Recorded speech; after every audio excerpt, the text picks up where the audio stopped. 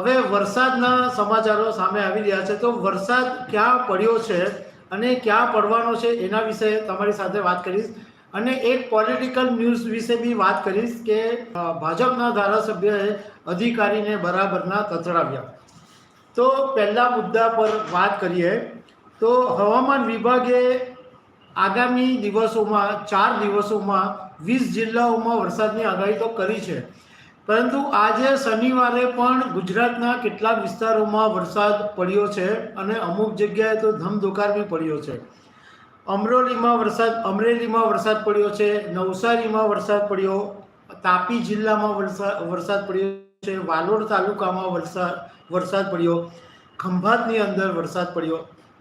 આ ઘણા બધા વિસ્તારોની અંદર આજે વરસાદ જોવા મળ્યો છે.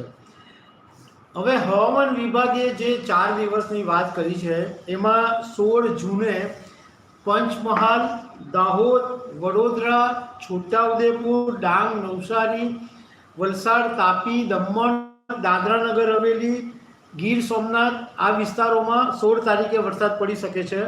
17 જૂને ભરૂચ, સુરત, ડાંગ, નવસારી, વલસાડ, દમણ, દાદરાનગર હવેલી, અમરેલી અને ભાવનગરની અંદર વરસાદ પડશે.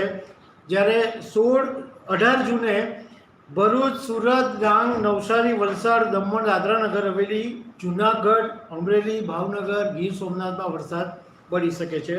અને 19 જૂને પંચમહાલ, દાહોદ, વડોદરા, છોટાઉદેપુર, નર્મદા, ભરૂચ, સુરત, ડાંગ, નવસારી, તાપી, દમણ, દાદરાનગર હવેલી, જૂનાગઢ, અમરેલી, ભાવનગર, ગીર સોમનાથમાં વરસાદ પડી શકે છે. આ તો હવામાન વિભાગે જે વાત કરી આગાહીની, પરંતુ હવામાનના જાણકાર અંબાલાલ પટેલે પણ આગાહી કરી છે કે ગુજરાતની અંદર 17 થી 22 જૂનની અંદર તોફાની વરસાદ તે પણ પવન સાથે પડવાની આગાહી કરી છે. એમણે એમ કીધું છે કે એટલો ભારે જબરજસ્ત પવન રહેશે અને કડાકા ભડાકાની સાથે 17 થી 22 જૂન દરમિયાન વરસાદ પડશે. એમણે એમ કીધું કે કેરળમાં જે 31 મેના દિવસે ચોમાસાની શરૂઆત થઈ અને એવું કહેવાતું હતું કે 15 જૂન ગુજરાતમાં સત્તાવાર રીતે ચોમાસું બેસશે, પરંતુ ગુજરાતમાં પણ વહેલું ચોમાસું આવી ગયું અને 10મી જૂને નવસારીની અંદર વરસાદ પડી ગયો. પરંતુ અંબાલાલ પટેલે એમ કીધું કે એ પછી ચોમાસું મંદ પડી ગયું છે અને હવે 17 થી 22 જૂનમાં ઘણા બધા વિસ્તારોની અંદર વરસાદ પડશે. ખાસ કરીને બાબરા છે, બોટાદ છે, બરવાડા છે, ખેડા છે, ગોધરા છે, આ બધા જે વિસ્તારો છે એની અંદર ભારે પવનની સાથે જબરજસ્ત વરસાદ પડશે. એ સિવાયના બી બધા વિસ્તારો છે કે અમદાવાદ છે, વડોદરા છે, વલસાડ છે, સુરત છે, ડાંગ છે, એ બધા વિસ્તારોની અંદર પણ વરસાદ પડવાનો છે. પણ અંબાલાલ પટેલે સાથે સાથે એમ કીધું કે આ વરસાદ ચોમાસું મંદ પડવાને કારણે લોકોએ ગરમીનો પણ સામનો કરવો પડશે. હવે વાત કરીએ ભાજપના એક ધારાસભ્યની. માણાવદરના ધારાસભ્ય અરવિંદ લાડાણી આ વખતે જે પેટા ચૂંટણી થઈ એમાં ફરીથી ધારાસભ્ય બન્યા. એ કોંગ્રેસના ધારાસભ્ય હતા, પરંતુ ભાજપમાં જોડાયા હતા અને પેટા ચૂંટણી થઈ એને ફરીથી ભાજપના ધારાસભ્ય બન્યા.